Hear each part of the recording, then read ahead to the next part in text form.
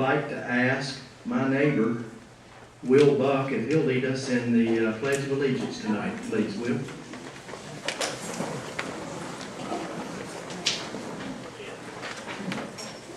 I pledge allegiance to the flag of the United States of America and to the republic for which it stands, one nation, under God, indivisible, with liberty and justice for all. Thank you.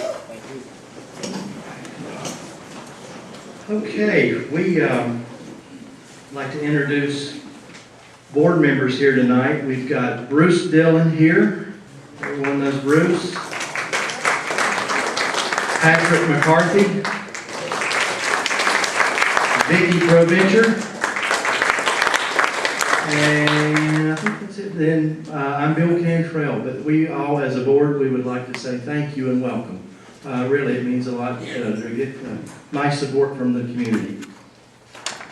We also, Vicki and my wife Linda, who greeted you when you came in tonight, said we have six new members and 2 new re-ups. So thank you to those. So raise your hand if you're a new member tonight. That's awesome. Thank you very much. Thank you. Okay, I don't like to start off with a negative, but I'm going to get the bad news first, and the rest is all going to be real good the rest of the night. So let's just get the one, we'll rip the Band-Aid off and be done with it. Just to bring everyone up to date, and I know some of you were with me back in December, we had a neighborhood workshop on Albee Farm Road at the church. I think it's a Church of Christ, or anyway. There's a couple that have purchased it's about 15 acres. It's right at the corner of Laurel Road and Albee Farm Road, all that wetlands back in there along Shackett Creek. They purchased that through a tax auction through the county. And they're wanting to trade some of the good property that's up close to the road. They want to swap for some of the wetlands, and they want to develop on the wetlands. And I can tell you the community has not been supportive of that at all. I've attended 2 neighborhood workshops that they have hosted through the county, and both, I will say this, of all the neighborhood workshops that I have ever attended, these were the 2 worst, just poorly executed, were not respectful, in my opinion, of the community, of the neighbors. And so where it stands right now, they have to go through the neighborhood workshop process, which they've done, and now they'll submit to the county to go before the planning commissioners. And they've got up to 9 months to do that. So we'll find out if they're going to be strategic in putting in, like they'd like to come before the planning commissioners in the summer when a lot of the community is up north. But I will promise you, and I'll give you my word as a board from NACA, that this board will represent this community before the county, but we can't do it alone. And when we are given a date, make sure that Vicki puts out an email to all of our members. I'll also put it out on the Next Door community website. I've got about 5,000 rooftops that goes out to, but we'll do our very best to let the community know. And if you support it, that's great, and that way you know when to go if you want to support. But we're really one of the couple things that, obviously we're opposed to, they're wanting to develop on wetlands, but they're also, what was discovered, there's not enough, they can't build a driveway wide enough to accommodate a fire engine. So God forbid if the houses that they want to build back there along the creek were to catch fire, you can't get a truck down there. So all the other neighbors are going to be affected, or possibly affected. So again, it's a battle, and for those of you that were there, it was a long, over 2.5 hours, and it was very frustrating. But I just want to let each of you know that, what behind the scenes, what we are trying to do. The other positive thing that we accomplished in 2018, the drug rehab facility that was wanting to go in Nokomis Inn and Suites, that has now expired, so they would have to start all over again, which we don't feel like that they're going to do. So all of you, thank you so much. It takes all of us, it really does. And you've got to show up, and we have to be a force of one when they go to these hearings. So anyway, so that's all I'm going to say about that now. But as soon as I hear when it's filed, I'll put a message out to the whole community about that. We also, something new for some of you old timers that have been with us with NACA for a long time, our printed newsletter. We've been, as a board, been talking for the last years about, it's expensive to do. And, do we raise the dues? We don't want to do that. Do we go just all electronic? We know that there is some benefit from something, tangible that you can put in your hands. We know that. So what we decided to do for right now, we are selling advertisements in the newsletter to help offset the cost, because we print over 400 of these each quarter. And then with postage, so you figure the printing and the postage alone, your $5 membership doesn't cover that. And so we found a way, we think we found a way how to cover that. So all I can say is, for the people in here that are advertising here, please support them. And if you're interested, if you have a business or you have a cause that you'd like to be in there, come talk to us. We'd like to have you participate. One other big new announcement for NACA. For, gosh, years and years and years we've kicked around, do we want to be a 501c3 charitable organization where you can make tax deductible contributions, and we just got that status, and we have a local CPA, Mark Smith, here in town, pro bono, set NACA up, and I'm going to get the reason why. We are going to be hosting on Saturday, March the 2nd, right here and in the park, a historic Nokomis Day. And the purpose is there's kind of twofold. It's to obviously bring the community together, but we're using that event to raise monies. We identified a need with the county and our community. There are a lot of families in need that have young children that during the summer, mom and dad are at work, or mom's at work, and not a lot of structure activities for the youth. And so we are going to partner with Sarasota County Parks and Recreation to offer and provide scholarships for an 8-week scholarship to summer camp. And we are very pleased. We've got Diana Finnegan she is the Sarasota County Parks and Recreation Supervisor of Events, Programs, and Recreation Centers.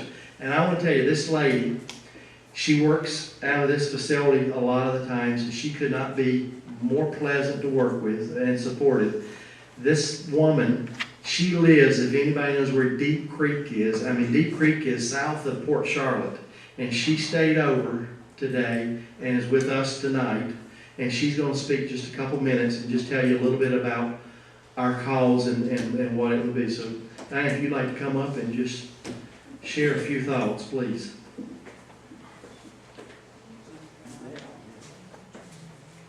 Hi, good evening. I'm Diana Finnegan. I'm the Recreation Supervisor who oversees our summer camp programs. And to give you an idea of what we do, is Sarasota County provides nearly 100 summer camp programs. We offer full-day programs at 3 locations in North Sarasota County, and then 2 locations in South Sarasota County. And then we also offer 1-week specialty camps. But our full-day camps is where our hearts lie and where most of our efforts are centered. We provide a safe, structured summer experience for kids who are out of school. So as Bill said, that's so important that they have somewhere safe to go. We have trained counselors who are with them throughout the day. We have a loose curriculum that we follow. So each day is planned from the minute they get there to the minute that they leave, from 7:30 until 5:45 every day is full of activities for them. So indoors, outdoors, at camp, at field trips, they're always well chaperoned and well looked after.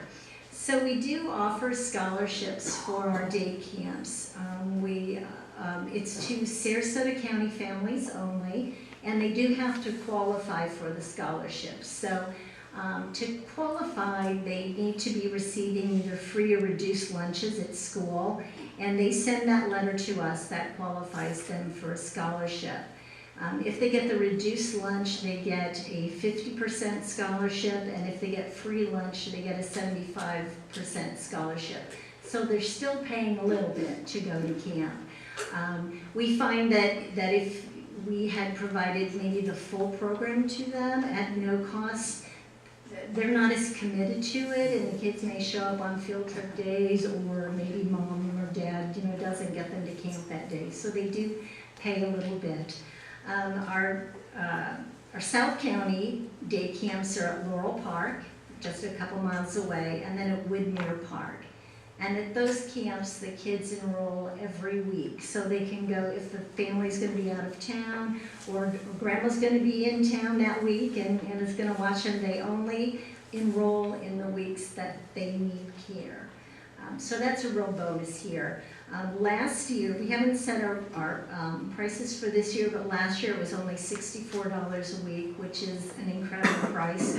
That includes 2 field trips a week. One is a swimming trip, and then another is somewhere, South Florida Museum or Jungle Gardens, or we go to a lot of different places. So that's what they get to do every week. And then we also schedule an on-site entertainer for them too that comes to our camps. So a magic show or a storyteller. We have a gentleman who does a reptile show that comes every year, and the kids are always just amazed at his big snake and the snapping turtles that he brings. So it's really exciting for the kids. Another really cool thing that our program does, we partner with the school district, and we are the I'm gonna get the name wrong, so I brought my prop here. It is the summer break spot program that provides lunches. So every day that they're on site, there's free lunches for the kids, 18 and under. And even if a child in the neighborhood isn't enrolled in our program, they can still come to our program and get that free lunch. So that's a really cool bonus too. So last year, we're talking about scholarships. Last year, Sarasota County provided over $63,000 in scholarships. A third of that, $21,000, was awarded to children who attended our Laurel Park camp right here in this neighborhood, and then another $6,000 to Woodmere Park. So there is a definite need. Laurel was not filled up every week, and I can tell you that was because we ran out of scholarship money. So with more money, we can definitely send more kids to our camps. All right, thank you so much.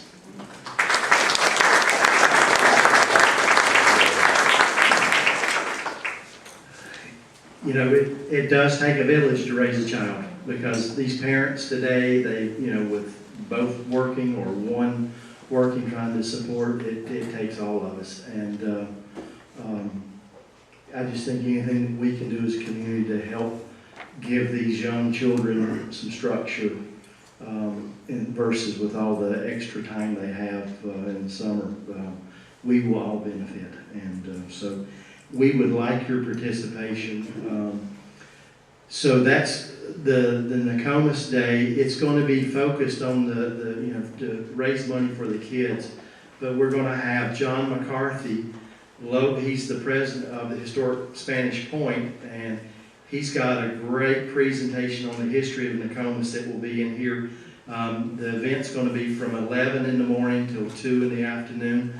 We are looking for food sponsor right now. Our goal is to provide a lunch for everyone that attends and not have to charge. So I'm looking for food sponsor if anybody's in the audience tonight. Sheriff Knight has been phenomenal. He's committed. He's bringing over his SWAT team, and the SWAT team is going to set up an obstacle course for the kids out here in the park. And they've done that before, and it's a big hit. And he's also going to bring over the equestrian unit, you know, with the big mounted horses and all. And so they'll be here as well. I met with the chief of the Nokomis Volunteer Fire Department. They're going to bring a truck here. They'll have their folks here as well, because remember, that's all volunteer fire department, and our $75 a year funds that fire department. And folks, it's very important. If you don't do that, please do, because it keeps our property taxes. In Nokomis, we pay the lowest property taxes in all of Sarasota County, and one of the reasons is because of that volunteer fire department. So they're going to be here. We're going to have different departments from Sarasota County, like neighborhood services, that will have tables that where maybe your HOAs, the neighborhoods you live in, some of the services that Sarasota County offers, this is all, that they offer from our tax dollars. They're going to be there. We're going to have like some inflatables for the kids to play with there. We're going to have DJ and Bruce today helped secure. We're even got some folks that have got some very historical items that will be like photography and memorabilia of the history of Nokomis. So just a great day to come out, and hope that you'll support us. And you can support us by either making a contribution, you can support us by volunteering, or you can do both. And the other thing, if you'll just tell a neighbor or two about it, because we really wanted, this is our first one, and then we've decided this is going to be an annual event. And but anything that we can do for the kids, I think it's a win-win for all of us. What's the date again? Saturday, March the 2nd, and it will be from 11 a.m. till 2 p.m. And it will be here and also the park behind us. So we're real excited about this. And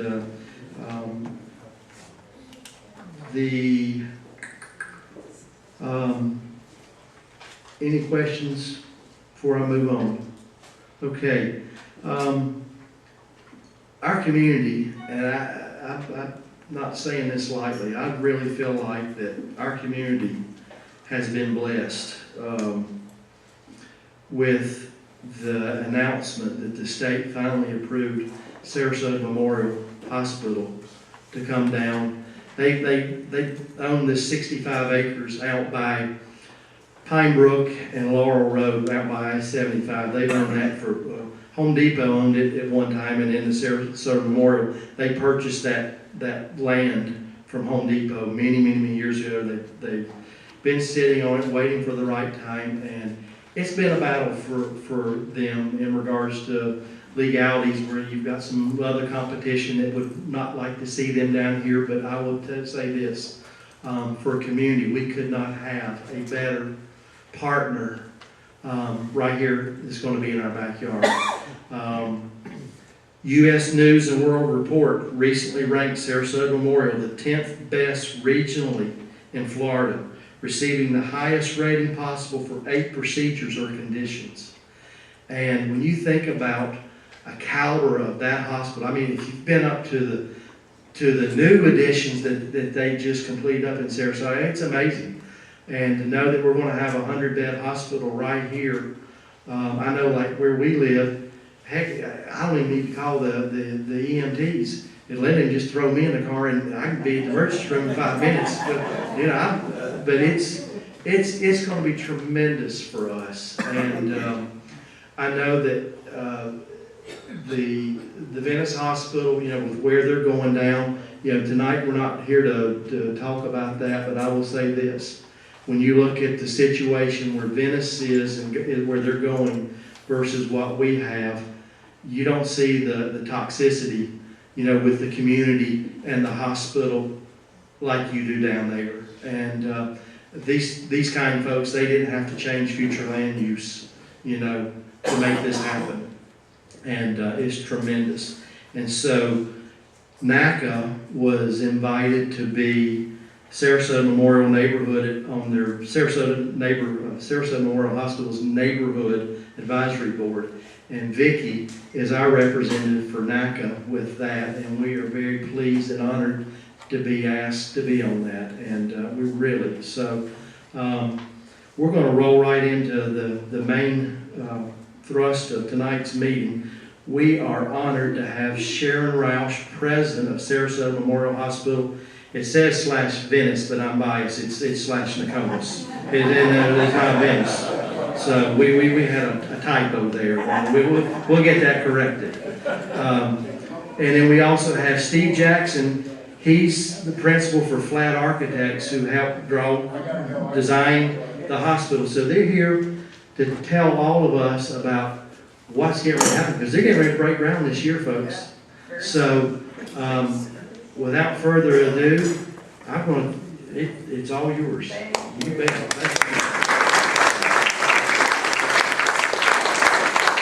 Yes, and actually, I'd like to just also thank Greg Carter. If you would stand, Greg.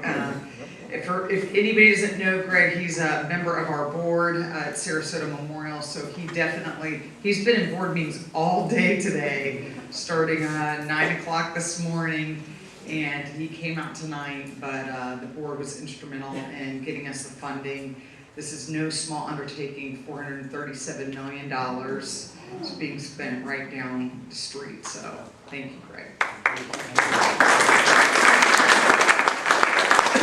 And also, Vicki, I just got to thank you, because she has definitely been a big advocate for this community. She spent many hours talking to us and keeping up to date on the plans, providing feedback. You'll see there's trees in this presentation.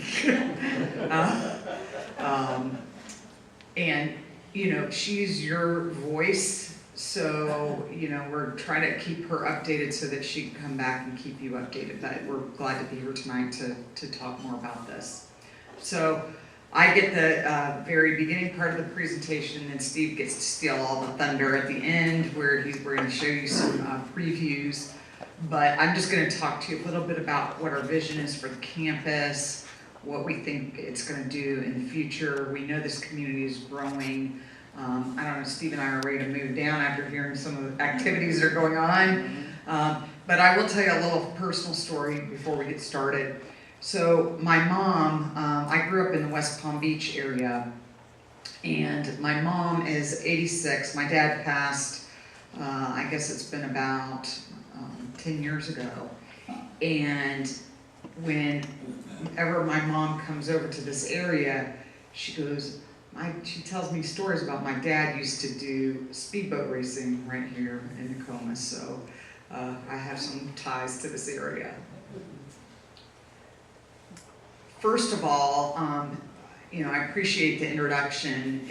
I am very proud to be part of Sarasota Memorial for some of the reasons you heard about tonight. It is an extremely high quality organization. Today in our board meeting, if you want to go online and hear what the board heard, we heard a lot about just the commitment to quality, the awards that we have received. It's all about putting the patient first. And that's really what the goal of this project is to really provide that same 5-star level of care. So what you've come to expect at Sarasota Memorial, it's going to be the exact same level of care. And we're that's why you're hearing it's a $437 million project, because the investment is really being made. So we're excited about that. And I know there's been a lot of talk about Northport and, you know, why isn't Northport coming first? Well, we're having to build the infrastructure here so that we can continue to grow south. But that is the plan, and Greg will tell you it's definitely on the Sarasota Memorial Strategic Plan to continue expanding down into the Northport area. So this is going to be kind of the first step in building really that level of medical staff support that would be needed to support another hospital there. So you can kind of see this is the 10-year plan with Sarasota Memorial and being able to provide care into community hospitals, you know, closer to people's homes. So the design for this Venice hospital, or this area hospital, I'll try to take the Venice out. Unfortunately, that land was annexed, and you know, we're trying to not just think of today, but when we do have another hospital to the south, how are we going to brand those hospitals? So we're going to talk a lot about Sarasota Memorial because it really is just an extension of the services that are offered there. But so we know the area is growing. We do expect, you know, we had to file a certificate of need with the state of Florida in order to get approval to build. And as you mentioned, that's taken years and years and years of working through the state process to get approval to build here. So we want to make sure that we got it approved for 90 beds plus another 20-bed observation unit, so 110 beds to start, that it is capable, that it's flexible and able to expand for the future, which we'll talk a lot about. That it really does have a focus on the patient first, but also the families who will come to support their family member in the hospital. We want to use nature to enhance the patient experience because we do live in the best part of the world, I think, and to maximize really the potential of the site for future development. So I kind of mentioned already that the hospital itself, the scope is a 365,000 square foot building with 90 private patient rooms, 20 observation suites, which will look just like a regular patient room. You won't be able to tell any difference. 28 private emergency room center suites, and 6 to 8 operating rooms. It also will have attached, which I'll show you in an upcoming picture, a 60,000 square foot medical office building. So a lot of what I'm doing right now, in addition to working with the architects on designing the building, is coming out, meeting local physicians here and talking to Sarasota Memorial physicians who will ultimately be providing the care in that office building. So really trying to build the medical staff support. Will include an emergency generator. Obviously, it's going to be all built to category 4, right? Standards under new construction. Have an attached parking deck, and then all the site and infrastructure is being put in now to ultimately support a 270-bed acute care hospital. So you can see it's got a lot of potential to grow. And we often compare it to Sarasota Memorial. So this is 65 acres. Sarasota Memorial is built on 35, I think it's 35 acres of property. So you can see the big difference. And they're close to 700 beds, or a little over 700 beds. So the other thing that I know has been a huge need here is a hurricane shelter, right? I've heard lots of stories about that need. So we are working with the Sarasota County to support them in future development of a hurricane shelter on that property. So they are working on the funding. We would provide the land and then maybe be able to utilize the building for education, community events when it's not being utilized as a shelter. So we're working on that as well. So that's like a sub-project of this project.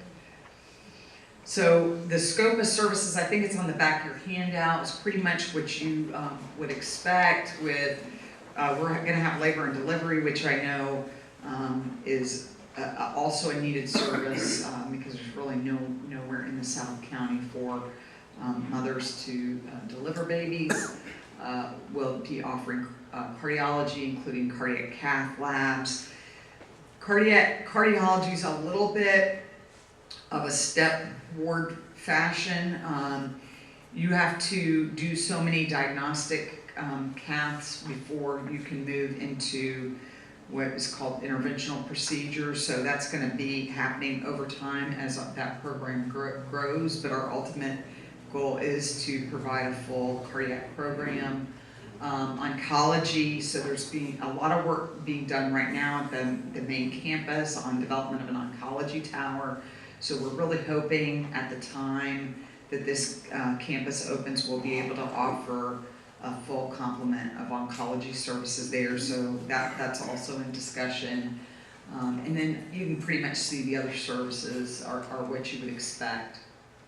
Another very nice feature is it will be seamlessly connected into Sarasota Memorial's IT infrastructure.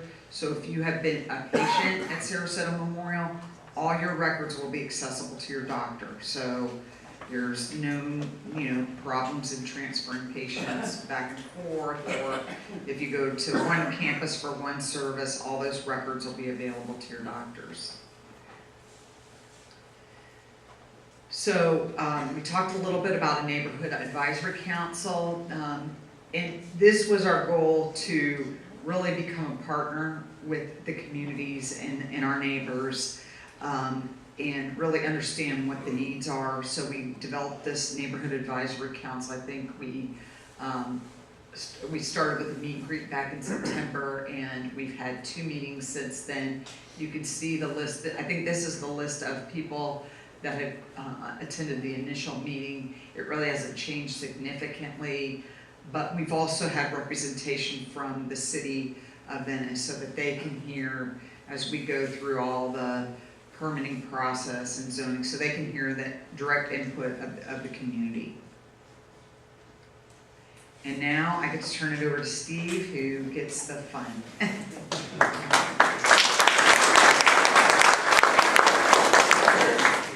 Thank you, Sharon.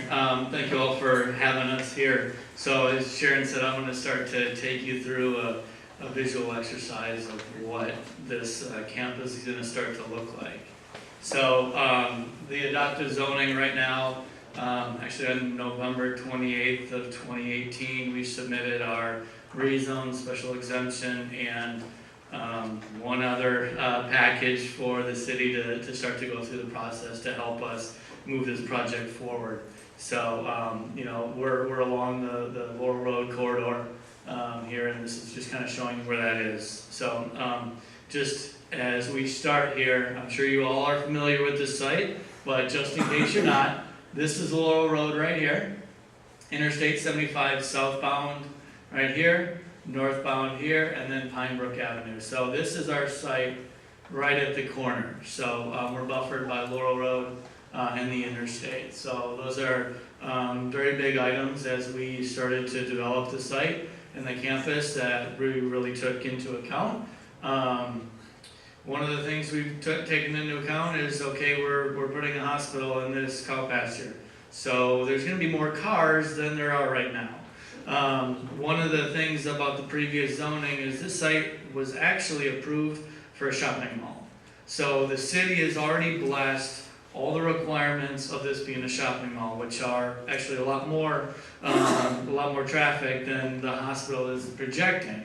That being said, through our initial traffic study analysis, it will require some infrastructure improvements along Laurel Road and Pine Brook, which is a good thing for the whole area and the development. So what you can see here is the yellow are turn lanes that are about to be added. So along these access roads, and then we are going to be expanding some of the intersection lanes to accommodate for the future traffic that we expect. As we walk through this, I'm going to talk a little bit about the site, why we've oriented the building, why we put it to where it is. So noted a couple of access roads. Again here, this is Laurel Road, Interstate 75, Pine Brook Road. one would say, this is our main entrance down here off Pine Brook. We initially looked at it coming off Laurel Road, but because of the distance from the interstate, the DOT wouldn't allow us to have an access there.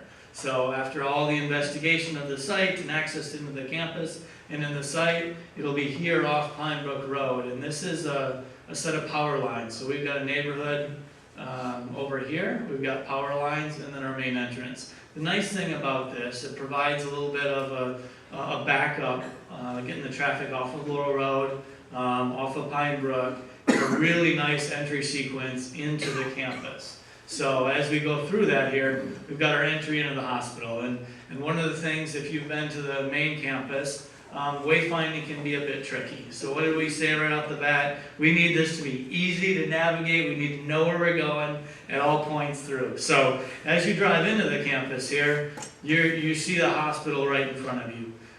We tucked it on the east side of the site for a couple of reasons. Provide a little bit of a buffer off Pine Brook Road. Get a little bit of the visual off I-75, so some signage opportunities, and pulled it away from the neighborhood here a little bit to help with some of the noise and disruption. This is a really good spot for it. With everything that's going on, it also preserves this area for future medical development. So if we would have plopped this thing in the middle, we would have had a segmented growth. But by being able to do this, we give the hospital the opportunity to evolve and grow with the services that the community it requires. So back to the process, right? So we're driving into the main entry here. This is our main hospital. So we've got our main drop off right here, number 10 around the water feature. The bed tower is centralized to this site and to the building, and then it's flanked by that medical office building, which is the first thing that you'd see, and the emergency care, emergency department right here. So we've got, if you were to think about an airport where you've got a series of drop-offs, that is really the philosophy behind this drop-off sequence. So as you pull up, you've got your opportunity here, and here. So then we've got parking, surface parking, outside of the hospital. We've got our loading dock tucked back here. One might say, well, why did you put it at the corner of Laurel Road and 75? Isn't that your main visual? Well, a unique aspect of Laurel Road and 75 is Laurel Road actually has an incline to go above 75. So 75 is at grade, Laurel Road is increased.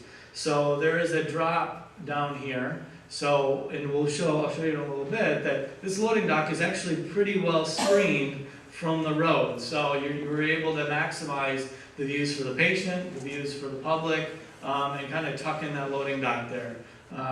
Sharon mentioned that this is going to have a central energy plant. So we've got a central energy plant over here, a parking garage over here, and then we've got a big swath of space back here for the growth of this hospital.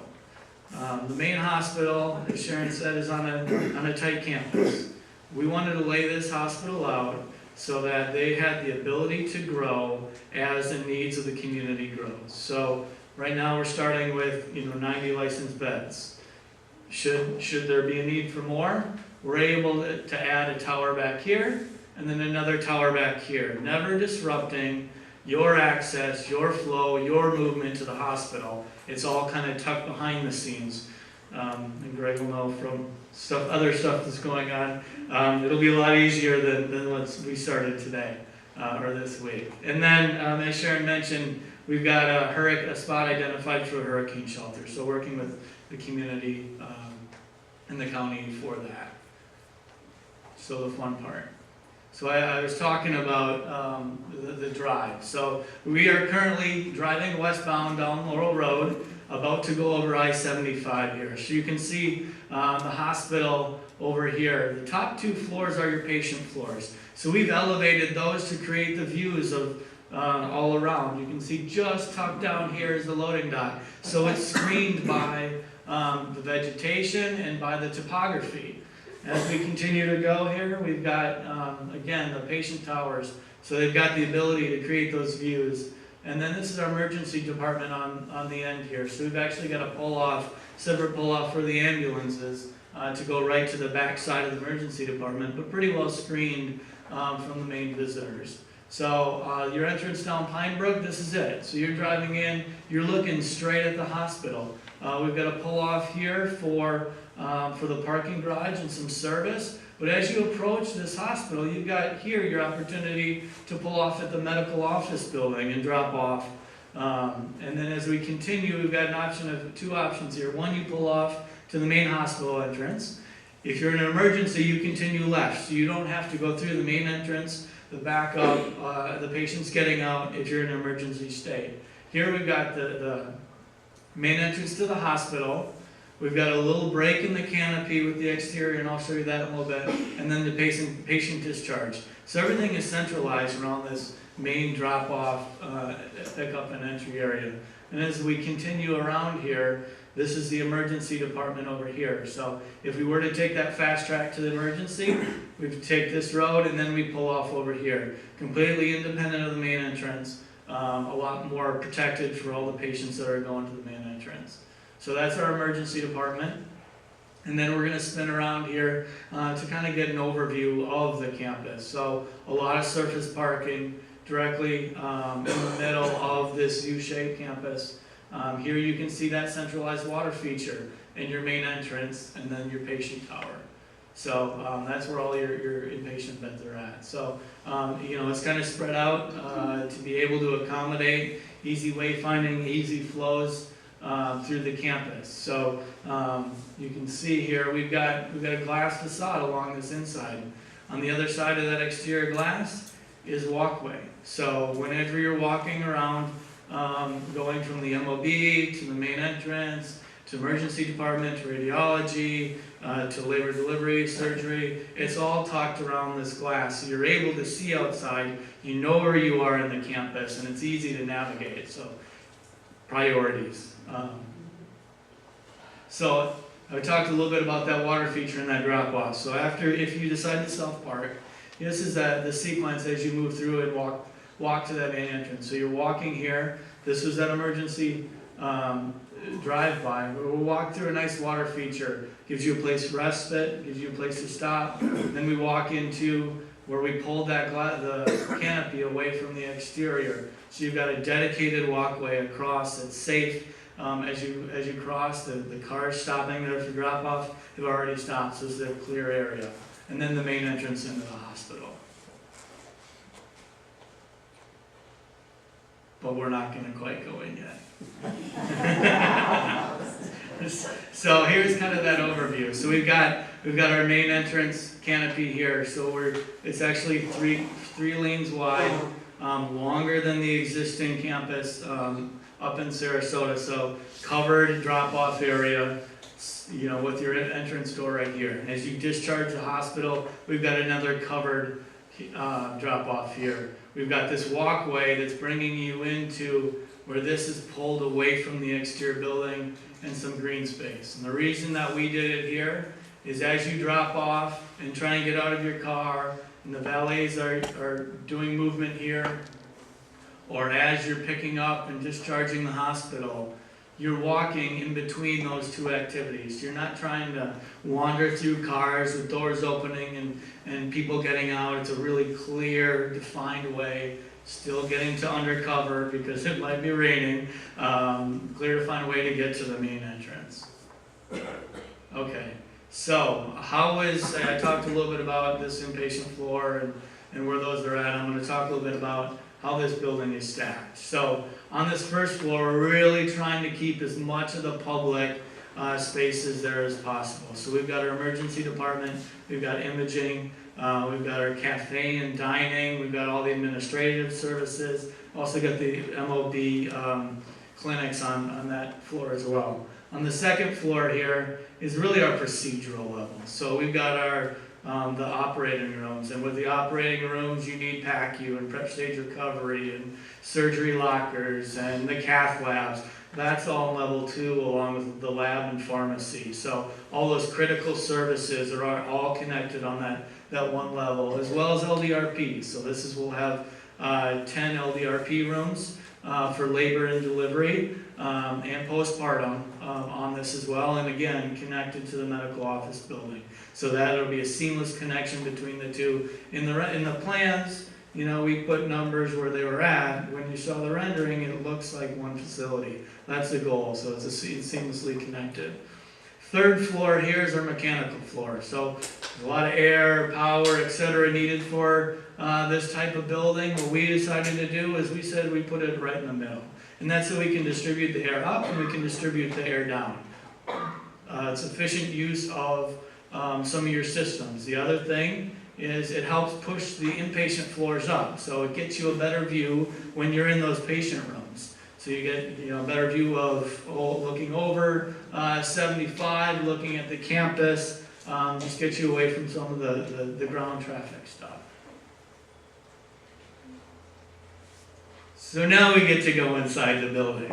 All right, so as you go in, we've got our registration, welcome, check-in. To the right here, we've got, and this is very early. I don't know if you've even seen this, Greg. So we've got a registration area to the right here. A very secure checkpoint. Everybody who will be entering the facility is going to check in, is going to go through badging. We really want this to be a safe place. Then to the left is this lobby area. So where the exterior canopy pulled back, that's where this is at. The gift shop on the left. We've tried to open up the pathway between the gift shop registration to the lobby with the dining space. So we've got the coffee bar here on the left, a view to the outside and outside seating, and then the dining area. We really wanted to expand that lobby space to be very well and interconnected with the hospital. So you're not going into a cafeteria in a back room. It's really, as you see to the right of the screen, it's really well connected to the lobby. So really trying to be not over designing stuff and having spaces too grand, but really trying to put them in places to utilize them and give them the flexibility to stretch between each other. So as we go back out towards the exterior, you can notice the glass. So it's all glass along this inside. Behind us is the medical office building. We're walking by registration and your security check-in again. So just off of that is a 2-story lobby space. Not huge, but it feels grand. It feels grand because we pulled the exterior canopy up. We've got floor-to-ceiling glass for those 2 stories. We've got a nice grand staircase that goes up to the 2nd floor. So this starts to get a sense of that space. Again, not huge, not a waste or overuse of space, but very tactical. So here we go. This is our elevator bank. So stacked all the way up, 1st floor, 2nd floor, and above is their elevator. So as you go up and navigate through, you get out of the elevators, you look out, and you always see, again, that central area. We've got our health connection space for learning more about Sarasota Memorial. Again, just off the lobby here. Straight ahead is our imaging and emergency department, and then this is that patient discharge on the other side of the canopy. So that is a very early artist representation of kind of the interior space. Hopefully it helped give you a flavor of some of the aesthetics, some of the grand spaces, some of the use and easy wayfinding to navigate through the hospital. So with that, I'm going to pass it back to Sharon.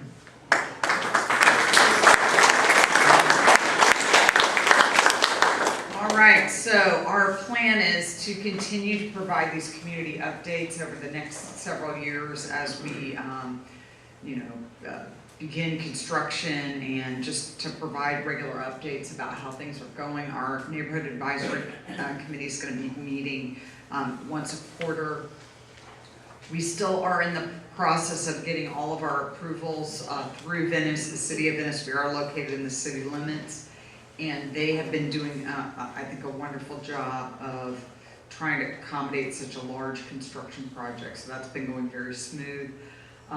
We are anticipating holding a groundbreaking ceremony in April. Hopefully, if we can get everything. There's a lot of approvals. Steve has 6 pages of approvals that are needed, but and then our anticipated opening would be fall of 2021. So that kind of gives you a little idea of what we're looking at. We've been diligently working over the past, how many months now?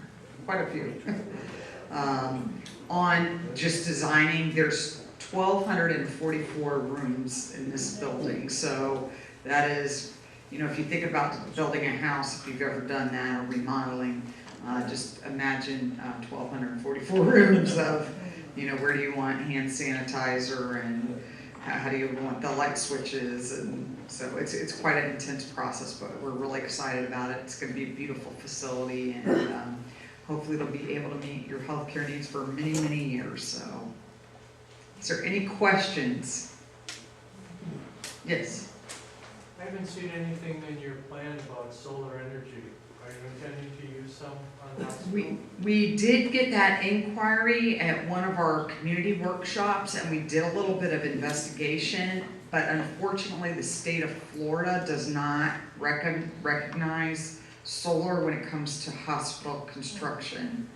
So we are actually today we had a lengthy meeting with the mechanical, electrical, and plumbing engineers that are working on this project, and I can tell you they are very focused on energy efficiency and designing a very efficient and energy conservation building, but at this point we are unable to use solar. Yes? I have another question. You've got a really large parking lot there. Is there any intention to use permeable material? Or is it going to be a blacktop, waterproof surface that causes flooding and drainage problems? So we'll obviously design to control the stormwater and treat it. Nothing will leave this site. We're still looking into and evaluating. We just finished schematic design, so the selection of the material of that lot is still in determination. Yeah, but I will tell you, we are going through this swift mud permitting, which handles all that stormwater retention, and that that's a big intensive process. So I know that is being addressed, but as far as the detail of the landscape design, we haven't really gotten that far yet. Yes. As a partner with the community, would you be willing, if there's by any chance, as everyone knows, there's a lot of concern with the environment, being the red tide with Yes. water runoff, algae run into our streams, and that. And one of the problems we have, everybody's looking at sewer systems and things of that nature. And if there's anything that you could do when you talk about moving water, whether it's contaminated water or pure water, and keeping it out of our streams and bays. Yes. Would you be willing to partner to put something in that could also serve, you're going to definitely have to have something to service the hospital, but if there's something that you could do to benefit the community that could minimize leaching into any of our canals, or Yes. as a partner, you can say, this is how we improve the community by being Sure. being a partner. That would be great if you could help us. Sure. We'll be happy to look at something like that. I don't know what options are available, but our goal really is to be a good community partner. And I think you can see by the looks of this that it's not intended. I mean, we are trying to utilize nature. We do want to preserve as much of the green space as we can, even in the future when we do develop the future extension of the campus. So, yes, we have that. Right. Can you say how big the shelter might be? How big of a piece of property do you have? How big would it be? I think it was Is it 1 story? 20,000 square feet. So I think it's designed to accommodate about 1,000 people. I think that's more the county that is doing the development of that.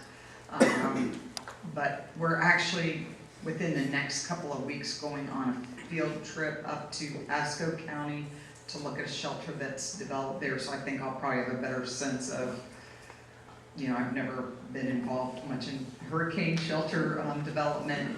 It is really the county that's really taken the front end of that. Yes. I have a question. It appears that there's one entrance into the hospital, right? There's no other entrance to the hospital. So There's one main entrance. Yeah, so I'll go back here to the site plan, I think that's probably the best. Are you talking about the site or the actual hospital? What I'm concerned about, you have, from what you said, I can see the one entrance off of Pine Brook. Yep. Now, what happens during a hurricane, for instance, that area floods? Are you able to get in and out of the hospital at that point? So there's two entrances into the campus from a vehicular perspective. We've got our main entrance, which is a couple lanes wide here off Pine Brook. We've also got an entrance here off Laurel Road, and during operation of the hospital, this is primarily a service exit for semis and deliveries and such, and then an entrance in for ambulance directly there. Now, we are actually raising this site 3.5 feet to be 2 feet above the recommended floodplain for a 100-year storm. So through FEMA, there's a storm surge map, and they call it a slosh model that looks at what happens if this area gets hit, where does it go, what is your recommended? And we took their recommended and added 2 feet because we wanted to be safe about kind of this space. So that will come in from over here. And actually the site the part of the site that was lower was back here. So this is in good condition for that slosh model. And that's where you see these large ponds too. That is for water retention. Correct. And then we've got some dry ponds here To as well. show about where a future, potentially another exit, you can see. So, we talked a little about this airport drop-off. So, one of the things that is not there yet, but is part of the long-term master plan, is that this loop also continues through here. So there's a plan for another road. You can see the cut right here, and right here is just not connected. You would think with 437 million we'd be able to get everything we want, but we want versus this road or some cath labs. That's where we want to put the focus. So we're still working through some of those balances. Do you have a helipad? Yes, thank you. We've got a ground helipad right over here, so we've done the analysis with the FAA. So it's located on the ground right here, adjacent to the emergency department. As this grows, we've got expansion areas identified. So I talked a little bit about the opportunity for bed tower expansion here. We're also thinking that there might be a need for more emergency or more operating rooms. We've designed this entry so that emergency and surgery can expand that way. If that does take place, we would consider putting it on the roof at that point in time. Yes. On your first diagram that you had shown, it looked like you could not access that Laurel entrance if you were going west, because it's a That's divided correct. highway. Correct. Is that gonna stay that way? That's going to stay that way. What we're actually talking with DOT about, and I've got the Laurel Road above that. So this is a solid median right here. Right. We're talking with DOT to do a controlled crossing for ambulance only. So we recognize that there's a lot of development to the east side, and if you're in an ambulance, we don't want that ambulance in that state to have to navigate like that around the traffic. But DOT will not allow that crossing, so we're still in discussions with them if they'll even allow that ambulance crossing. Yes. Trucks, tractor trailers, Yes, sir. where are they coming in? So tractor trailers will come down Pine Brook, come in here, and rather than coming through here, we've got a separate service pull-off that loops around the back into the loading dock, come in through here, and back out. Yes, sir. Have you done a statistical analysis or a traffic analysis on the impact to Laurel Road, extra number of vehicles per day that might be, traveling? It's a report about that big. Result So of the results of that report are as what you see here. Now, this wasn't good enough for the hospital to just say, what's our requirement right now? What this traffic study did, it took into account 90 beds and 200,000 square feet of medical office building. We also want to understand, so what happens when this is 270 beds? So we're going through another traffic analysis study to say, okay, so what is those impacts to the community, the roads, et cetera, when that takes place. So we're looking through that analysis as well. We should have that by the end of the month. But the traffic study, which we give to the county and to the city, shows that these are the impacts that would be, this would handle the impact. Correct, of yeah. the additional traffic. The- Like Steve mentioned before, this was originally zoned for a shopping center, so it was really anticipated at the time of some of this work that it would be even more intense. You know, as you can imagine, with shopping center that there's traffic in and out, you know. And for those who aren't familiar with what a traffic study is, it's an algorithm of the number of cars, the speed, and it looks at, you know, your surrounding intersections, but then it takes it all, you know, a couple actually miles down each of the roads to make sure that it's not adding adverse effects to some of those stop lights and stop signs, etc. So it takes all that into consideration. So there's no plan for Laurel to be, I don't know how they could anyway, but widened or an extra lane? You're talking about a turn lane only, correct? Our impact on those those roads is a turn lane only, yeah.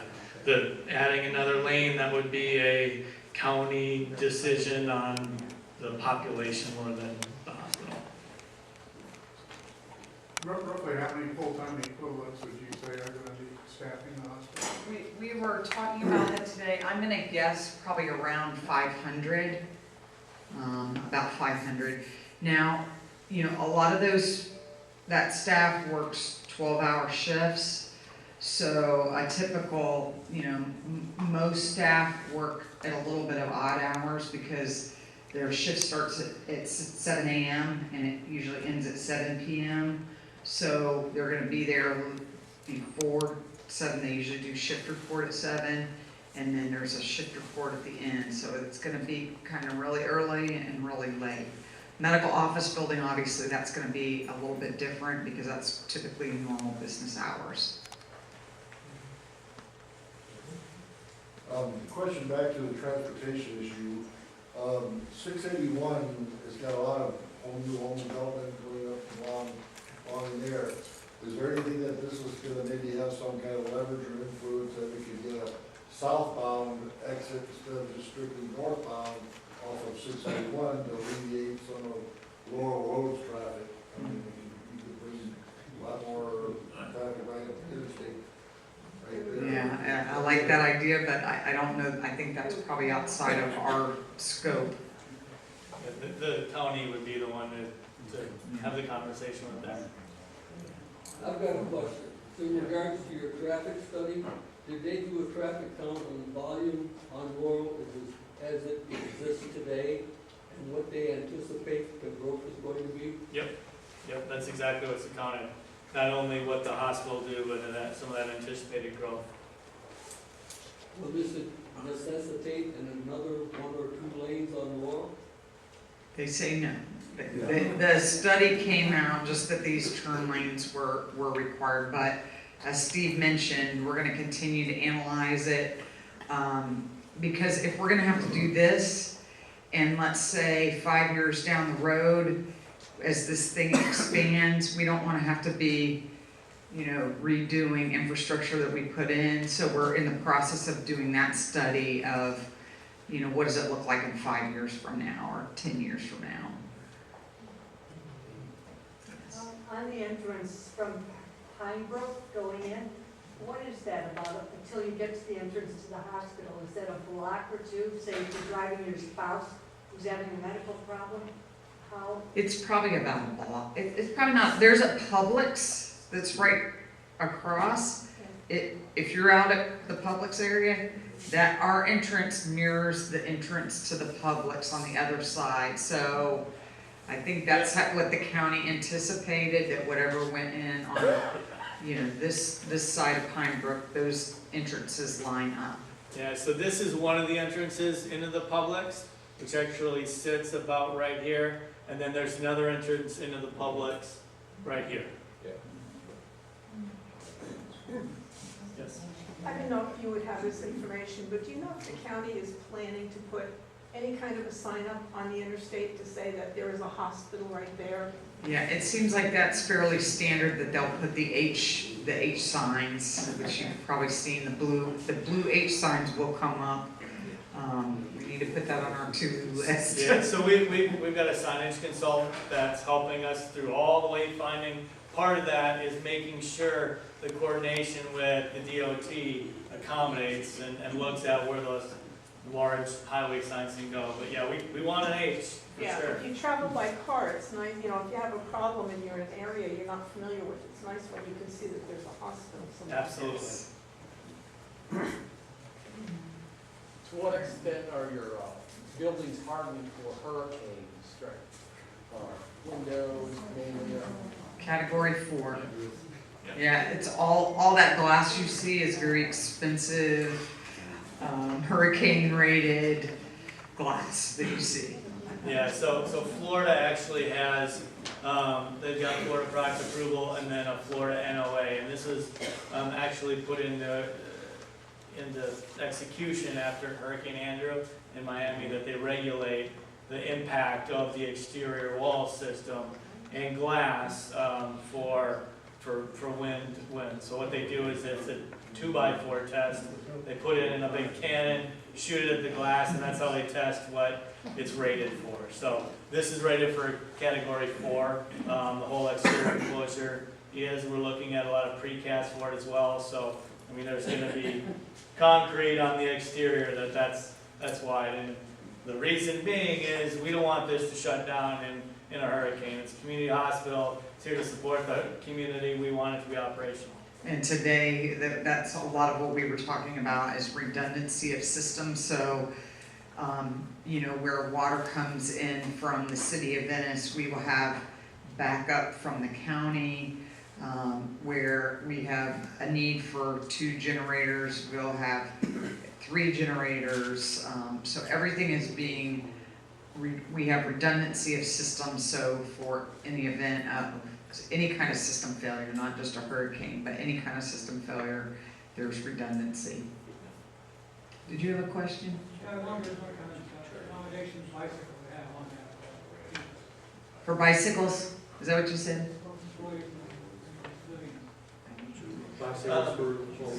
Oh, yes. Oh, yes. We haven't gotten to that level of detail yet, but I can tell you that we definitely have plans to accommodate, just like it's on the main campus, bicycle. There's a number of employees now at Sarasota Memorial that bike to work, so. And also around, so we've got some water retention in this back corner, and we've got a walking path around that water retention. So these nurses, these doctors are under immense pressure and stress. So give them the opportunity to get outside in a safe environment to clear their heads before they come back. Getting back to the potential shelter, being that this is a medical campus, have they given any consideration about making the shelter a medically sufficient shelter for people who are handicapped and stuff like that? I think they're looking at that, yeah. We had a discussion just last week actually about, and the facility that we're going to is actually a medically needy shelter. Okay. So whether it be some combination, it's still really early in the planning of that. One more. How do we get access to this PowerPoint if we want to look at this and have access to it? I know there is on our website, there is a link. I don't know that this unfortunately, these animations, I think there might be an animation out on the Sarasota Memorial website. I think there is. I don't know if this latest one's been updated, because this is an evolving process, but definitely the animations, or at least one of them is out on the website. Yeah, there's a community webpage with a lot of this information. Oh, and you're recording too, so. Yeah, so tonight will be on the NACA website by the end of the week. So if you'd like to review any of this, you'll be able to do that. Also, if you get home tonight, tomorrow, you think about other questions, comments, you can email Vicki at NACA, NACA.Nokomis@gmail.com. Or if you've got one of our newsletters, you've got ways to reach us. But then Vicki then will funnel all of your questions or comments back to Sharon and the board. So it's NACA.Nokomis@gmail.com. So I'm sure they'll think of something else. And then before you go, Sharon, if you would pull us out. Okay. This is for a cruise down Colonial Lane. Thank you. We have. Thank you. So thank you very, very much.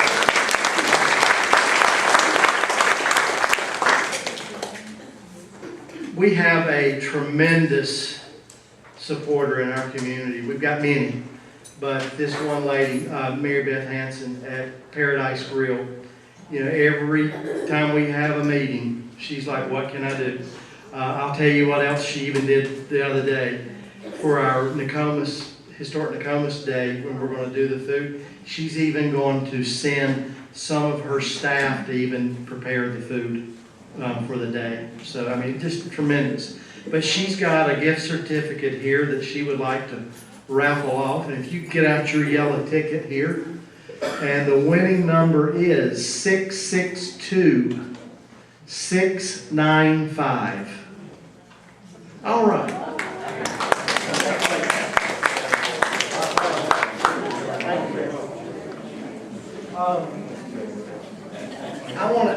I need a show of hands. We're working on another project down the road and would like to know, with a raise of hands, how many people's homes right now are on a septic system?